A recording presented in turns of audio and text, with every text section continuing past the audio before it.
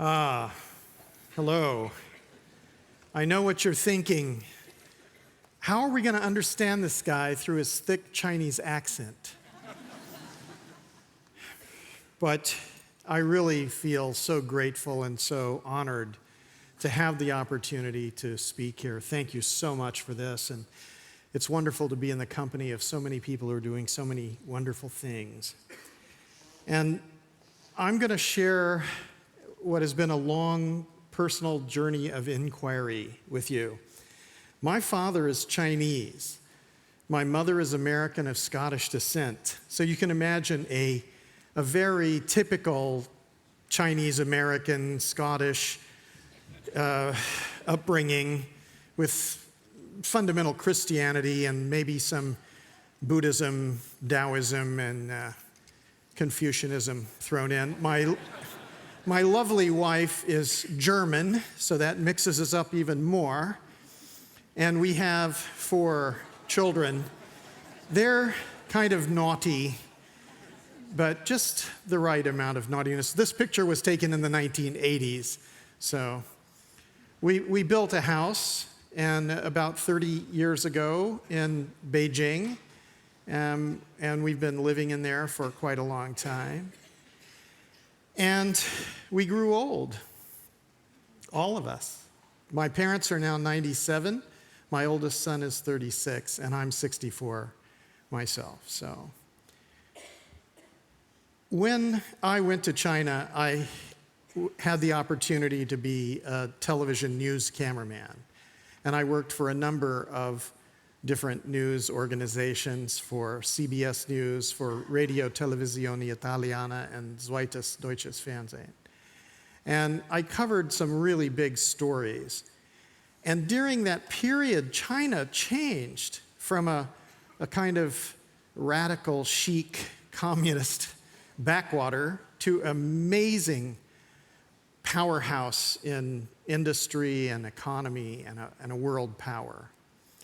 And I covered stories like the rise of China and the collapse of the Soviet Union, the Tiananmen tragedy, and some international terrorism. But it was in 1995 that something really changed my life. The World Bank asked me to go to the Loess Plateau. You'll notice I'm still wearing the same clothes. And when I went there, I was flabbergasted because this is the cradle of Chinese civilization. This is where the Chinese race emerged. And it is about 640,000 square kilometers, about the size of France. And the soil type is what it's named for. It's loess. It's a mineral soil. And this place was so degraded. And this is where the Chinese race, the most populous race on the planet, comes from. So it must have been really nurturing at one time. But by 1995, when I went there, it was absolutely a ruin. So you had this anomaly, this strange phenomenon. And I had just been covering the rise of China and the collapse of the Soviet Union. But when I saw the ecology, and I saw that historically human beings had degraded this huge, huge landmass, I thought, this is more important than the political issues. No one remembers Brezhnev or all of the things that we cover. I remember interviewing Deng Xiaoping. Nobody asks about this. But the work of studying and understanding these ecological systems are now everywhere around the world. And what I found was that human beings were degrading this landscape. And it was understandable. But you had to focus on it.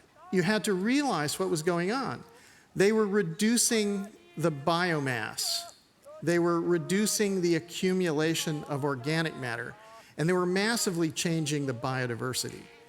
I think actually it should be the other way around. It should be the loss of biodiversity leads to the loss of biomass, which leads to the loss of the organic layer. And what this does is it changes everything. It changes gas exchange. So there's less photosynthesis, less carbon uptake. It massively changes nutrition so that there's less fertility in the soil. And it wildly changes the infiltration and retention of rainfall. And so you saw poverty and suffering, but you also saw this massive ecological degradation. And as I was learning more and more about this, I was very naive when I started to study this. I thought, oh, I can understand that. So I began to study it, and then I found, oh, I have to learn geology and chemistry and botany and atmospheric science and microbiology, and it was interesting. But if you just keep plugging, and it's decades later, I know a lot about this. And what I found was this is not a Chinese problem. This is a human problem. And everywhere on the earth that followed this development trajectory, the same outcome is repeated again and again and again. And this made me consider the role of biodiversity, the role of biomass, and the role of accumulated organic matter. And I think these are the indicators and the determinants. And we're not focused on this. We're looking at other things. So we're failing to look at the most important things. And the fact is, if we don't learn the lessons of history, we're going to have to repeat them. So we badly need to understand this. We're 7.5 billion people on the planet now. We're adding 1 billion people every 12 years. And we are at the situation where many of the ecosystems we depend on for life are collapsing. So it's required that we have transformational change. And it's wonderful to be in a group of people who are discussing this and understand that transformational change is required. Now, what was also interesting about this was that in this period, the Chinese were amazingly building their economy. And at one point, they said, all right, let's go to this large degraded area and let's restore it. Now, that was not a sort of thing that you would come to right away if you looked at a huge area that was totally degraded and you'd say, well, let's go fix it. But they did, and I was asked to document this. And as I followed this project over the years, I found that there's actually nothing wrong with the earth. The problem is human beings. The problem is that we're unconscious of what is important, and we're focused on the wrong things. This is in 1995, when we first started to document this project, and the next picture is in 2009. And what we found is it's not necessary to accept degraded states. It's possible to rehabilitate large-scale damaged ecosystems. And I think this knowledge is a responsibility. We're required, not only as, it's not for the Chinese, we're required to understand this as a human. Human beings have to understand this, because this is the determination of whether we can become sustainable and we can survive into future generations. So not only does this change the political, social, economic consequences for the people, it changed the infiltration retention of moisture. It changed the hydrological cycle, the soil fertility, and it protected biodiversity. And interestingly, it's one of the least expensive investments you can make. And it is based on our consciousness. It's based on our understanding. And what I found was that there's really only two states. There's only functional and dysfunctional. I've had a lot of arguments over the years with some people about ecosystem services, because I go all over the world and I don't see any ecosystem services. They're only functional or dysfunctional systems. And when I started to consider the philosophy, the evolution, I realized the Earth, when it formed, was a molten rock surrounded by poisonous gases. And over prodigious time, this was changed into a magnificent garden. And this is exactly what our religious cosmologies say. So there's no difference between the religious cosmologies and evolution, if you think about it from this perspective. And it's a biochemical photoreactive process which absorbs carbon from the atmosphere, takes light, water, and nutrients from the mineral things, and converts them into living material.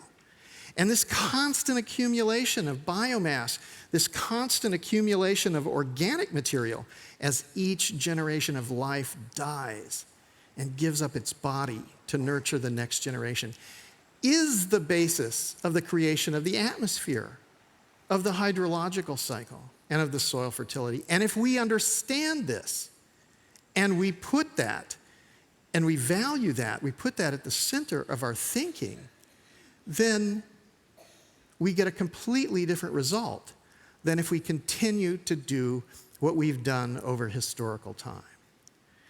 And I noticed that from this Chinese perspective, when they, at the time of settled agriculture, they began to reduce biodiversity, reduce biomass, and reduce accumulated organic matter. And they were headed toward collapse. And then they decided to make an intervention, and that intervention changed the development trajectory. That means the point where they made this decision and they changed the direction, that's the paradigm shift that determines whether human beings will continue, whether human civilization will disappear. Because there's nothing wrong with the Earth, it's human beings who are degrading the systems. The natural evolutionary trends are continuous. And I was asked by the British and the World Bank and the Global Environment Facility to take this to Rwanda in 2006. So I did. Many things that I've seen in Rwanda remind me of some of the things that I've seen in China. The Chinese government was asking this generation and all the generations alive today to change the course of human history, to take the denuded landscape that they had and somehow alter this. There's 10 years of data. That country has 8.2% economic growth throughout a period of global depression, and it's restoring the headwaters of the White Nile and the Congo rivers. So there's a lot of data which says we can choose this. And in 2009, I met someone who's become very important to me. It's Willem Verda. And he has been working, we've been working together since then. And I've had the opportunity, I also met the postcode lottery in Sweden for the first time. And I've had the opportunity to go all over the world to continue this research and to continue communicating about this. And Willem has emerged as a visionary. How are we going to deal with climate change? The talk just goes on and on and on. But yet here is something that can be done. Yeah, these especially these man-made deserts, we can turn them into green areas again. It's lots of effort, it's lots of labor, but we have the financial means to do it, and it will sequester, it will be carbon sinks. But we just have to shift our attention to the natural systems. I only know that we have to work fast to get a model ready for companies, investors and states, governments to restore landscapes. Restoration is niet een hobby, het is een nieuwe industrie die we neer moeten gaan zetten. En die moet niet op basis van maximalisatie van winst per hectare worden gedaan, maar maximalisatie van 4 returns per hectare. En die 4 returns zijn return of inspirational capital, mensen, passie. Return of social capital, creëren van banen. Return of natural capital, het creëren van biodiversiteit, het herstellen van biodiversiteit, van natuur. En dat geeft return on investment, return of financial capital. En dat is landbouw, dat kan zijn sinks voor carbon, voor koolstof, dat kan zijn toerisme, dat kan zijn jacht, dat kan alles zijn. Het kan real estate zijn. Dat hangt natuurlijk allemaal af van de situatie lokaal. Maar deze basisvoorwaarden, die 4 returns, die gelden voor alles. Voor elk project waar je ook bent. This has led to further research in different areas. This is actually in the Taklamakan Desert. This is the most radical place, and you can actually restore the landscape there. I would not recommend doing this, but the fact that you can is very, very important, because it means in the Mediterranean, in the North Africa, in the Middle East, and in Central Asia, we can do this even better. And it won't be quite that drastic. But when you actually measure this, you find out that there are temperature differentials that are huge, enormous temperature differentials. The moisture changes. These are the things that we are worried about in climate change. We're worried about temperature changes of 2 to 4 degrees centigrade. We've found enormous temperature differentials between vegetated landscapes and unexposed soils. And what we're seeing now is that everyone can participate in this. If we understand it, it's about the intention of human society and human civilization. And right now, we're representing a kind of serious materialism. We want to buy and sell things. Our economies are telling us we have to have infinite growth. Based on finite resources, it's impossible to do that. But here we have the possibility to have growth. And this is real growth and real wealth. Because this means that in the future, there will be fertile soils, regulated hydrology, and climate regulation. And we have to shift. We have to change. We're at this moment, and we're all participating in this. We're called to do this. I've called this the great work of our time. And I think that this is what we need to realize. Our intentions are manifested. If our intentions are to restore the earth, we will restore the earth. If our intentions are to manufacture and buy and sell more stuff, we'll manufacture and buy and sell more stuff, but the earth will fail. And actually, the earth will be okay over longer periods of time. It's human beings that are at risk. So we need to inhabit this understanding. We need to do this because we're really just passing through. All of us are representatives of all life since the beginning of time.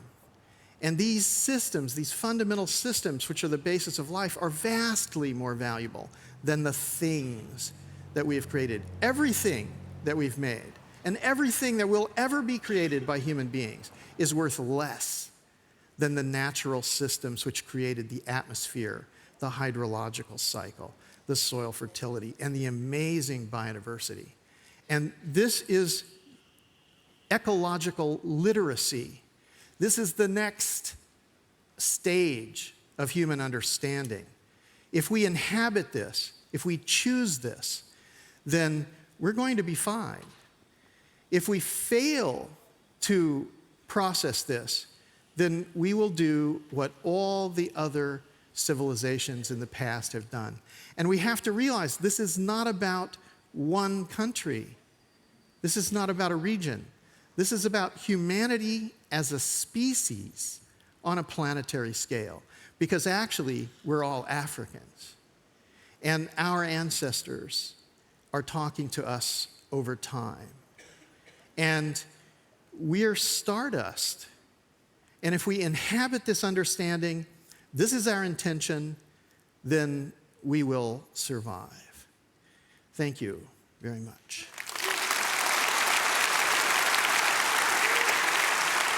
I stay here? Thank you so much. John Liu.